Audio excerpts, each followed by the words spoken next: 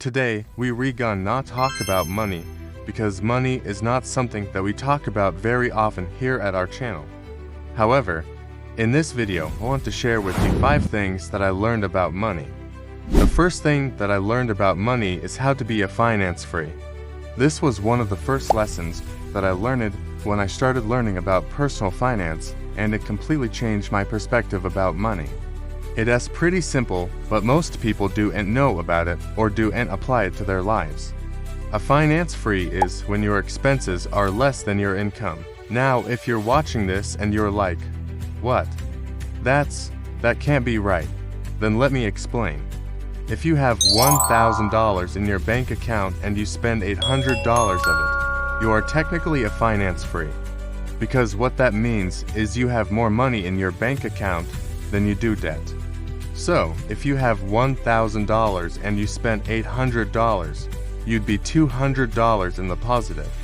You have $200 more of money than you do debt. And this may not seem like a lot, but trust me, this can change your life. For many years, I lived paycheck to paycheck.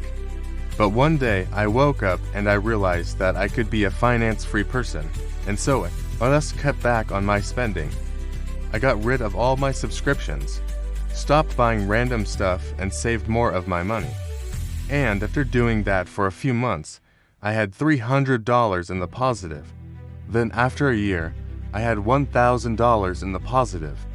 And this completely changed my life because now I knew that I wasn't living in debt.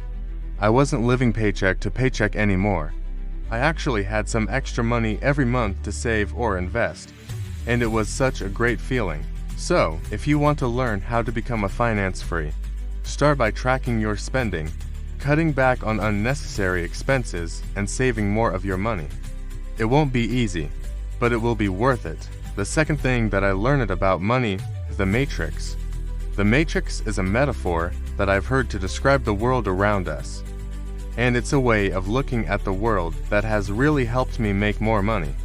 The basic idea of the matrix is that we live in a reality that is created by the government and the elite. They control our thoughts, our beliefs, and our actions through the use of fear, propaganda, and other forms of mind control. In other words, we're all living in a dream world that's not real. Now, I know this sounds crazy, but hear me out. Why do you think that the majority of people are poor? Why do you think that the average person works a job they hate? And why do you think that most people are in debt? Well, the answer is simple. It's because we're all living in the matrix. The government and the elite want us to be poor, and they want us to stay that way. So they do everything they can to keep us down. But there's good news. There's a way to escape the matrix, and it starts with education. Once you realize that you're living in a matrix, you can start to see the world around you in a new light. You'll start to see the propaganda and the mind control for what it is. And you'll start to take control of your own thoughts and beliefs. And when you do that, you'll be able to make real change in your life. You'll be able to escape the poverty and the debt that's holding you back. So, if you want to learn more about the matrix, I recommend reading books like Sapiens by Yuval Noah Harari or 1984 by George Orwell. These books will help you see the world in a new light, and the lines help you start to escape the matrix. No, 3 is routine. A lot of people think that being good with money is complicated, but it's really not. It all comes down to having a good routine. My morning routine consists of waking up early, exercising, meditating, and journaling. This helps me get focused for the day, and it sets the tone for success. My financial routine consists of tracking my spending, saving money, and investing. This helps me stay on top of my finances, and it makes sure that I am always moving forward. The key to success with money is consistency. You need to track your spending every month, save as much as you can, and invest regularly. If you do these things consistently, you'll be able to build wealth over time. Now, I know it's not easy to be consistent, but it's important to make it a priority. Set reminders on your phone. Use a spreadsheet to track your spending and automate your savings and investments. These are all things that can help you stay on track. So, if you want to be good with money, Focus on creating a good routine. Track your spending. Save as much as you can. Invest regularly and be consistent. It may take time, but eventually you'll build wealth. The fourth thing that I learned about money is books. Books are one of the cheapest and easiest ways to improve your financial situation. When I first started learning about personal finance, I devoured books like Rich Dad, Poor Dad, and The Millionaire Next Door. These books taught me the basics of money and investing, and they gave me the knowledge I needed to start making real change in my own life. One of the biggest problems that I see with personal finance is that people try to overcomplicate it. They think that you need to be a financial expert to make money. But the truth is, anyone can learn the basics of personal finance and start seeing results. All you need to do is read a few books and follow the advice that they give. The problem is that most people don't do this. They prefer to watch YouTube videos or listen to podcasts instead of actually reading books. And that's a mistake. Nothing can replace the knowledge and wisdom that you'll find in a book.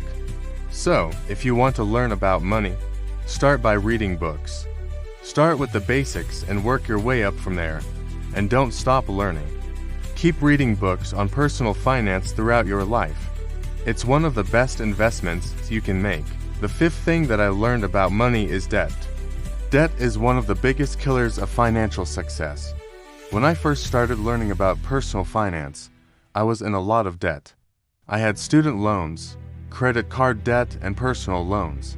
This debt was keeping me trapped in a cycle of poverty, and it was preventing me from ever achieving financial freedom. One of the first things that I did when I started learning about personal finance was pay off my debt. I used the snowball method to pay off my debts, and it took me a few years, but I was finally able to become debt-free, and it was one of the best feelings in the world. Being debt-free means that you have more control over your finances. It means that you're not having to make minimum payments on loans or credit cards every month. And it means that you can focus on building wealth instead of paying off debt. Now, I know it's not easy to get out of debt. It takes time and sacrifice, but it's important to make it a priority. Set a goal to pay off all your debts and then make a plan to achieve that goal. Use the snowball method or the avalanche method to pay off your debts as quickly as possible, and don't be afraid to ask for help. There are a lot of resources available to help you get out of debt, so take advantage of them. If you want to learn more about personal finance, check out the links below. I'll leave a few resources there that can help you get out of debt and start investing. And finally, 5 is Poor Dad and Rich Dad. This is one of the first books that I read on personal finance, and it completely changed my perspective on money. The book is written by Robert Kiyosaki, and it tells the story of his poor dad and his rich dad. The poor dad was his real dad, his biological father, who worked a stable job and lived paycheck to paycheck. The rich dad was the father of his best friend, who was a businessman and financially successful. Through conversations with his rich dad, Kiyosaki learned the basics of investing and financial independence. He learned that the rich don't work for money. Instead, they make money work for them. They buy assets that generate income, such as rental properties, stocks, and bonds, and they avoid being slaves to the system. Now, this is a controversial book, and some people don't agree with everything that Kiyosaki says. But I think that's okay. We can't all agree on everything. What's important is that we're open to different ideas and perspectives. We should always be willing to learn and grow, even if it means changing our beliefs or our behaviors. And that's what I love about personal finance. It's a journey of constant learning and growth. We should never stop learning about money and investing. We should always be looking for ways to improve our financial situation, and that's why I created this channel. I want to help others learn about personal finance and investing. I want to share what I've learned with others so that they can achieve financial freedom. So, if you want to learn more about personal finance and investing, check out the channel. You can also check out the description of this video. I'll leave some resources there that can help you get started. If you enjoyed this video, please give it a thumbs up. Subscribe to the channel and let me know what you thought of it in the comments below. Thank you for watching.